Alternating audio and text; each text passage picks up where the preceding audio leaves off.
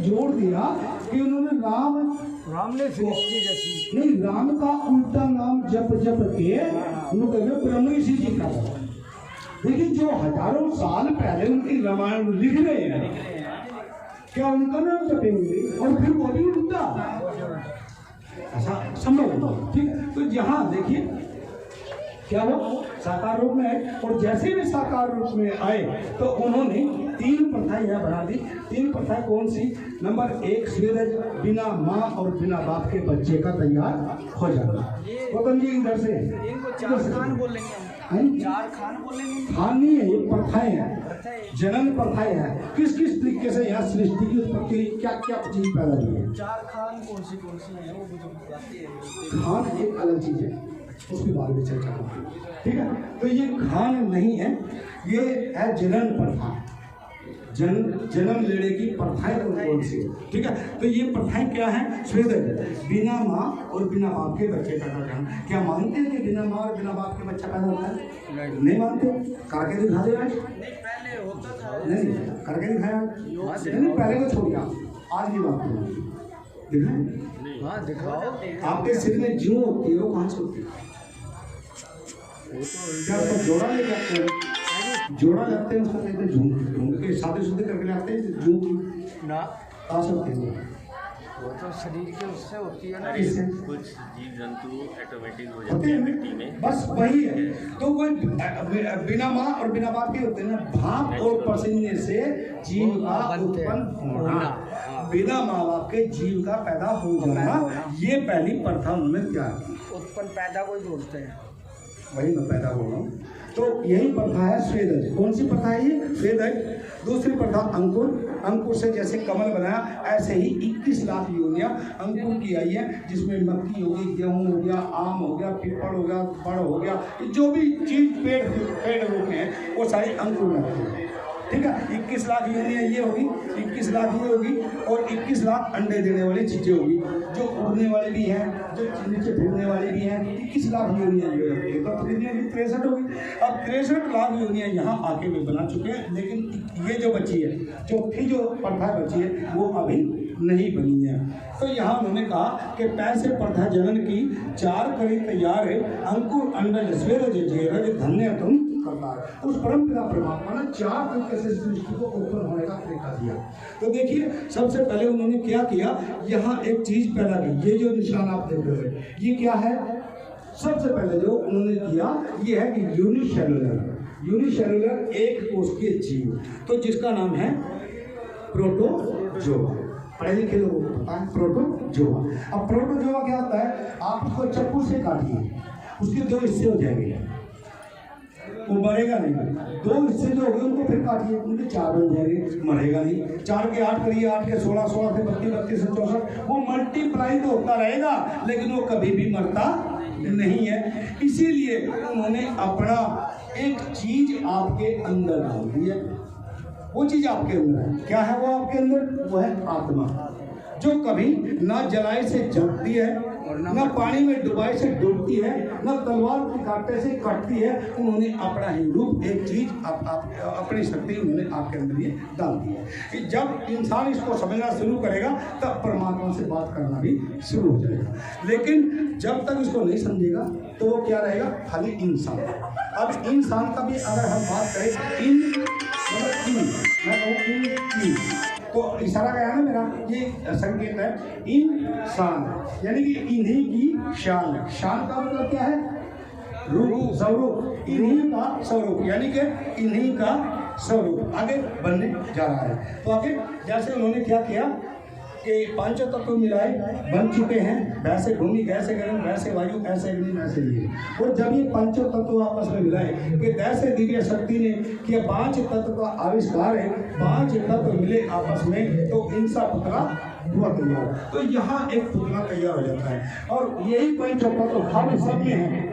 ये किसी की कास्ट जात नहीं देखता, ये किसी के वर्ण नहीं देखता, ये 5 तत्व ही हर शरीर में है। हर प्राणी के अंदर 5 तत्वों से ही ये इंसान बना हुआ है। तो ये 5 तत्व बने, और जैसे ही 5 तत्वों का एक पुतला बना तो इसकी आंखें खुली। आंखें खुलते ही इसने हाथ जोड़ लिए और हाथ जोड़ के कहा कि मैं से नमन किया इंसान ने इंसान बन गया ना। नया से नमन किया इंसान है, दया सागर तुम दो वरदान है, जीवन संगनी हो मेरी तो बड़े धरा पर मेरी शान। हे परमपिता परमात्मा, आपने श्वेतज का भी जोड़ा बनाया, आपने अंकुर का जोड़ा बनाया, आपने अंडा देने वाली चीजों का भी जोड़ा बनाया, मेल और फीमेल दोनों में तैयार किया, लेकिन मेरे साथ ऐसा क्यों? मैं अकेला इस पृथ्वी पे रह के क्या करूँगा? तो उसके लिए जोड़ा बनाया गया, उसी जोड़े का नाम रखा गया खुशी और लव। अब इसी जोड़े को पूरा इतिहास उठाइए, भारत का उठाओ, कहीं का भी उठाओ, किसी भी धर्म ने, किसी भी धर्म ग्रंथ ने एक बात मानी है कि ये जो सृष्टि की उत्पत्ति है जोड़े से उत्पत्ति हुई है। तो ये जोड़े की उत्पत्ति क्या हुई है? होली बाइबल में इसका नाम रखा गया है आदम और हव्वा। होली बाइबल में आदम और हव्वा। भारतीय पुराणों में इसका नाम रखा गया मनु और शत्रुपा। चीनियों ने इसका नाम दिया है यिंग और यांग। कुरान मजीद में इसको नूह इला कहा गया है, और इसमें वेदों में इसको कहा गया यम और यम। तो ये सभी धर्म ग्रंथों में जोड़े से सृष्टि की रचना हुई। तो लेकिन आधे धर्म की थ्योरी से ये जो नाम है ये कुशी और लव है, जो प्रमाणित मिला है। तो इसी कुशी लव ने पूजा पाठ करने प्रारंभ की, और जब पूजा पाठ किया तो यहाँ इसको आदि शक्ति का नाम दे दिया। किसका नाम दे दिया गया? आदि शक्ति का। आज इसी आदि शक्ति को, यानी कि नारी रूप को कोई काली के रूप में पूजता है, कोई दुर्गा के रूप में पूजता है, कोई इसको किसी रूप में पूजता है। तो मैं कहता हूँ कि हमें किसी को पूजने की जरूरत नहीं है, केवल अपने घरों में माँ को पूजिए, बहन को पूजिए, बेटी को पूजिए, यही हमारी आदि शक्ति है। अगर हम अपना नारी का सम्मान नहीं करेंगे तो हमारा घर स्वर्ग नहीं बन सकता। आइए सब। तो जैसे यहाँ एक जोड़ा बनाया, वैसे परमपिता परमात्मा ने 4 जोड़े बनाए। एक जोड़े की रचना को मैं लेके चला हूँ। दूसरे जोड़े से क्या होता है? राजा दक्ष पैदा होता है। राजा दक्ष की 13 लड़कियां हो जाती हैं, और जब यहाँ इन जोड़ों को पुत्र प्राप्ति का वरदान मिला तो यहाँ इनको हुआ कश्यप ऋषि। कौन वो? कश्यप ऋषि के प्रथम जाप किया कुशीलव ने। कश्यप ऋषि हुए उत्पन्न, और कश्यप नाम से कश्मीर बसा, फिर भारत देश हुआ संपन्न। तो यहाँ कश्यप ऋषि की पैदा होते हैं, और कश्यप ऋषि की जो है राजा दक्ष की 13 लड़कियाँ होती है। 13 पहला लड़की का नाम जो है अदिति है, दूसरी का नाम दिति है, तीसरी का नाम धनु है, चौथी का नाम अरिशिया है, और इसी तो 13 रानियों के नाम है। तो यहाँ से जितनी भी संतानें निकली, यहाँ से वंश बनने शुरू हो गए हैं। 13 वंश यहाँ से चले हैं, और 13 वंश में यानी कि पूर्वे बढ़ने शुरू हुई, पूर्वे जनसंख्या बढ़ी। तो यहाँ से जो पहला जो रानी है अदिति, यहाँ से आदित्य वंश निकला, और आदित्य वंश में ये ब्रह्मा विष्णु शंकर पैदा होते हैं। ठीक है जी, यहाँ से थे। अब आइए, तो जब ये पैदा हुए तो यहाँ जनसंख्या बढ़ी, विष्णु जी को राजा बना दिया। अनुसुईया भी है, अनुसुईया है। ठीक है, तो यहाँ क्या हुआ कि यहाँ ये सब पैदा हुए, और जब यहाँ जनसंख्या बढ़ी, और जब जनसंख्या बढ़ी तो यहाँ विष्णु को राजा बना दिया। जब विष्णु यहाँ राजा बने तो उनको राजा को शिकार खेलने का शौक हुआ, और शिकार खेलते खेलते जंगल में गए, और जंगल में पेड़ पे बैठे हुए 2 पक्षियों पे उन्होंने प्रहार किया। तो प्रहार किया क्रोच और क्रोचनी पे, तो क्रोचनी को तीर लगा, क्रोचनी नीचे गिरी घायल हो गई, और क्रोच तड़पता हुआ फिर रहा था। तो वहाँ तमसा नदी के किनारे वाल्मीकि जी बैठे हुए थे, वे पूजा पाठ कर रहे थे। तो उसकी पुकार हुई, उन्होंने उसको क्रोची को उठाया, और अनायास ही मुख से निकला मां निषाद प्रतिशम मां शाश्वतेदम यत्लो तो बस इसी ये ही श्लोक पृथ्वी का सबसे पहला श्लोक, संस्कृत का पहला श्लोक, संसार का पहला श्लोक। तो ये पहला श्लोक निकला, और जब ये पहला श्लोक निकला, यहाँ कोई उनकी रामायण लिखने की मजबूरी नहीं थी, कोई उनको शौक नहीं था।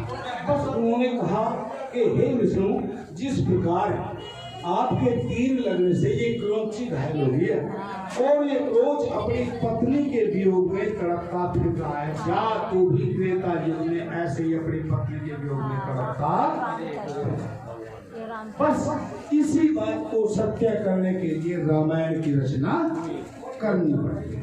तो यहाँ पर उन्होंने रामायण के अंदर 24,000 श्लोकों की रचना लिखी, और 24,000 श्लोक जो लिखे गए, पात्र बनाए गए, राम कहाँ हो, विष्णु का अवतार कहाँ पैदा हो, उसकी माँ कौन हो, बाप कौन हो, भाई कौन हो, बहन कौन हो, उन सब पात्रों को अपने शरीर से कहाँ से निकाला, शरीर से निकाला। सोच के देखिए रावण कहाँ है, आपके अंदर रावण कौन सा है, अहंकार, ठीक है। लक्ष्मण कहाँ है, क्रोध, दोनों पे ठीक हो गया, बढ़िया लगा। और शांति कहाँ है, शांति जो है वो आपकी आत्मा है, जो हमें हर चीज को बुराई से रोकती है, वो सीखता है, ठीक है। ऐसे ही पात्र बनना, अपने शरीर से बनना और पात्र बना के प्रभु राम की रचना करी और रावण को संपूर्ण करना। तो आइए सर, इसी तरीके से जब यहाँ रामायण की रचना करते करते उनके शिष्य बनने लगे, तो भारद्वाज जी के जो पहले शिष्य हुए, भारद्वाज जो पहले शिष्य है वो ब्रह्मा जी के पुत्र हैं। ब्रह्मा जी का पहला पुत्र भारद्वाज भगवान वाल्मीकि महाराज के शिष्य हुए, और उस समय 4 लाख शिष्यों में से प्रथम शिष्य भारद्वाज भी वाल्मीकि महाराज के शिष्य हुए। आइए संगीत की बात करते हैं। संगीत जो भी आज संसार में चल रहा है उसमें 7 स्वर है। कितने स्वर है सर? 7 से से देखिए सारेगामा नाम बताइए क्या नाम बताओ, नहीं ये ईश्वर का नाम है, पूरे नाम बताओ, नाम बताओ। देखिए कि शय से षडज स्वर सरगम का पहला जो स्वर है सा है ना, सा से सड़ज है, सा से सड़ज स्वर सरगम का, सरगम के स्वर 7 ऋषभ, अरिषभ, गंधर्व, मध्यम, पंचम, धीवत और ये 7 स्वर है। अब वाल्मीकि महाराज के साथ अक्षर खोलिए, वाल्मीकि का नाम खोलिए, वा, वे, ए, ले, मैं, ई, कै, कितने हो गए? 7। वहाँ भी 7 है, यहाँ भी 7 है, फेरे भी 7 है, सब किरणें भी हैं, सब सिंधु भी है, तो इसलिए वाल्मीकि ही इस सृष्टि का सार है। तो यहाँ से सृष्टि की रचना प्रारंभ हो चुकी है। अब यहाँ एक कथा आती है रामायण में जो टोटल श्लोक है वो 24,000 है, ये 1 अरब है। देखिए उसको कहने के लिए झूठ से काम नहीं बोला जा सकता, लेकिन एक्चुअली 24,000, जिसको आज तक कोई भी प्रेस 24,000 को भी इकट्ठा नहीं करता। योग वशिष्ठ के अंदर 32,000 श्लोक है, लेकिन 32,000 को भी आज तक इकट्ठा नहीं कर पाए कोई प्रेस। अभी मुंबई प्रेस ने निकाली है निर्णय सागर, क्या निकाला? निर्णय सागर। उस निर्णय सागर में भी 28,732 श्लोक इकट्ठे मिले, 32,000 अभी तक नहीं। रामायण योग वशिष्ठ 12 ग्रंथ लिखे हैं वाल्मीकि महाराज ने, एक नहीं लिखा है, ठीक है। अब आगे देखिए कि यहाँ भी ये कहानी आती है सत्यम सुंदर की, ठीक है। ब्रह्मा विष्णु महेश को कहते हैं, बच्चे बना दिए। तो अगर हम यहाँ पे बात करें तो ब्रह्मा विष्णु महेश बड़े हैं या ये नारी बड़ी है जो बच्चे बना सकते हैं भगवान को? तो नारी शक्ति को इसीलिए हमें बड़ा मानना पड़ेगा। नारी शक्ति है, खोल के बताएंगे इसको क्यों मानेंगे, किस लिए नारी शक्ति है। नारी शक्ति है, चलो खोल के बता दें। क्या हुआ, ये पतिव्रता हुआ। हाँ जी। और जब ये पतिव्रता थी तो एक दिन तीनों रानी इकट्ठी बैठी थी। कौन थी ये? ब्रह्मा विष्णु और शंकर की पत्नी। इन्होंने कहा भाई हमसे बड़ा कोई नहीं, पतिव्रता कोई नहीं हो सकती। तो नारद जी माए नारद करने लगे, छोड़ा ना तुम तीनों गलत हो। क्यों? तुमसे बड़ी भी एक है, वो कौन है? सत्यम सूर्या। तो उनको जलन होगी, और जलन जैसे हुई, ईर्ष्या हुई, इन्होंने अपने अपने पतियों को कहा कि जाओ उसका सब कुछ खत्म करो। तो जैसे ही गए तो पंडित के वेश में गए कि माता हमें आपके घर का खाना खाना है, बैठो खाना खिलाएंगे। लेकिन वो कहने लगे कि भाई खाना तब खाएंगे अगर आप निर्वस्त्र होकर खाना खाओ।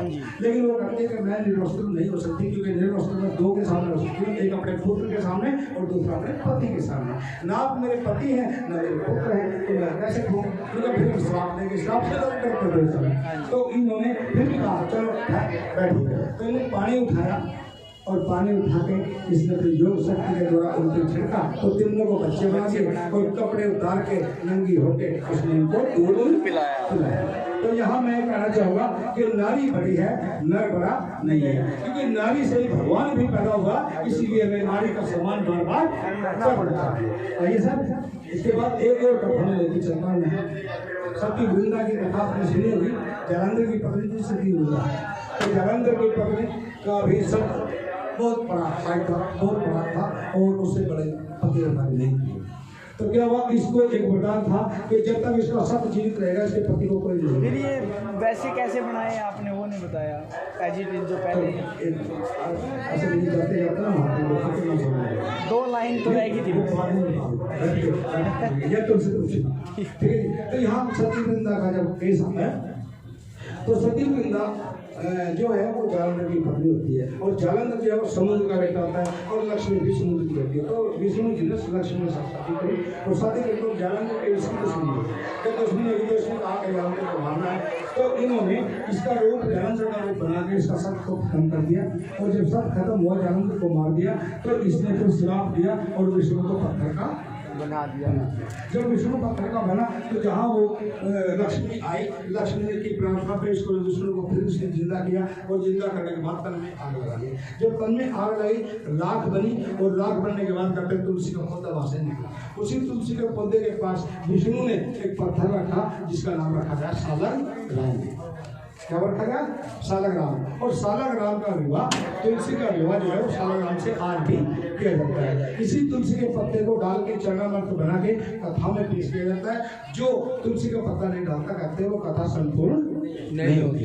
आइए सर, यहाँ मैं सत्युग को समाप्त करता हूँ और त्रेता की कहानी सब लोग जानते ही हैं लगभग, उस पर मैं ज़्यादा चर्चा नहीं करना चाहूँगा क्योंकि यहाँ असली चीज़ का होता है वह शिक्षित बनो, संगठित रहो और संघर्ष करो। वाल्मीकि महाराज जी ने ये तीनों सूत्र निकाल दिए कि उन्होंने सबसे पहले लव और कुश को शिक्षा दी, उसके बाद उन्होंने संगठन शक्ति में बनने का एक प्रेरणा दी और जब कहा कि जब जग पड़े तब संघर्ष करना, तो राम के साथ ये हुआ और राम के साथ ये हुआ तो तीनों सूत्र पूरे हुए। तो यहाँ ये बात त्रेता को समाप्त कर सकते हैं। एक लाइन बता दो, लव और कुश सीता के पुत्र हैं दोनों। आ जाओ आगे आ जाओ। ये सवाल तो भरते रहेंगे मन में। नहीं, मुझे अपना टारगेट पे जाना क्योंकि मेरा जो टारगेट है ना फिर मैं भी तो आपसे सवाल करूँगा ना। तो एक सीता का बेटा है और एक भगवान वाल्मीकि महाराज ने कुशा के द्वारा बनाया गया है। आइए तो यहाँ देखिए महाभारत का जाता है, द्वापर का जाता है। द्वापर में बबरी की क्या करें सीता का एक वाल्मीकि महाराज के द्वारा बनाया गया है, एक सीता से घर से बना हुआ है। तो आइए, तो यहाँ क्या हुआ कि बबरीक जी थे, बबरीक जी ने भगवान वाल्मीकि महाराज की पूजा की, अर्चना की। भगवान वाल्मीकि महाराज ने उनको 3 तीर दिए। 3 तीर कौन से दिए? पहला तीर चले तो पहला लोग समाप्त, दूसरा चले तो 2 लोग समाप्त। ये इतनी बड़ी ताकत उसको दे दी। तो जब श्री कृष्ण जी को उसका पता लगा कि बड़ी ताकत है, उसका वचन जो है ना वो कहता मैं हारती सेना की तरफ से लगा। तो श्री कृष्ण ने समझ लिया जो ये हारेगा कौन? कौरों को हराना था। अगर ये कौरों की तरफ खड़ा होगा, एक भी तीर चल गया तो सारे हम मारे जाएंगे। तो उन्होंने सोचा कि बल बबरीक अगर खड़ा हो जाए तो गलत हो जाएगा। तो उसने श्री कृष्ण ने ब्राह्मण का रूप में धारण करके तो यहाँ से उसके बबरीक से 3 तीर वापस ले लिए और उसका मस्तक काट के नाक काट के गणखंभी पर रख दिया और वायदा किया कि मैं तेरी कटी हुई नाक को महाभारत दिखाऊंगा। तो आइए सर, इसी तरह ये कहानी आती है द्वापर की। द्रोणाचार्य जी महाराज हुए हैं तो यहाँ एकलव्य एक शूद्र था। एकलव्य को एक धनुष बाण चलाने की शौक था। तो उसने कहा कि मैं किससे सीखूं? तो कहा कि यहाँ पे पास करके एरिया की दूरी कौन है? तो द्रोणाचार्य जी। तो द्रोणाचार्य के पास गया। जैसे द्रोणाचार्य के पास गया उसने पूछा बेटा तो किसका है? कहना मैं शूद्र हूँ। उसने कहा कि मैं शूद्रों को धनुष बाण नहीं सिखाता, केवल अक्षर को ही सिखाता हूँ। फिर वहाँ से आ गया। तो उसकी माता जी ने उसको मिट्टी की मूर्ति दी और जैसे मिट्टी की मूर्ति इसको दी उसको कहा कि जा आप इसका अभ्यास करें, क्योंकि कहते हैं कि करत करत अभ्यास को जड़वत हो सुजान है, रस्सी आवत जावत पर सूर्य पर पड़त निशान। तो करत करत अभ्यास को मेरा आशीर्वाद मेरे साथ रहेगा। और ये भगवान वाल्मीकि की जो तस्वीर दे रही हूँ ये आपके साथ है, लेकिन बताया नहीं। तो उसके बाद वो तस्वीर दे दी और तस्वीर दे दी तो एक दिन बहुत बड़ा बलशाली योद्धा बना। और जैसे योद्धा बना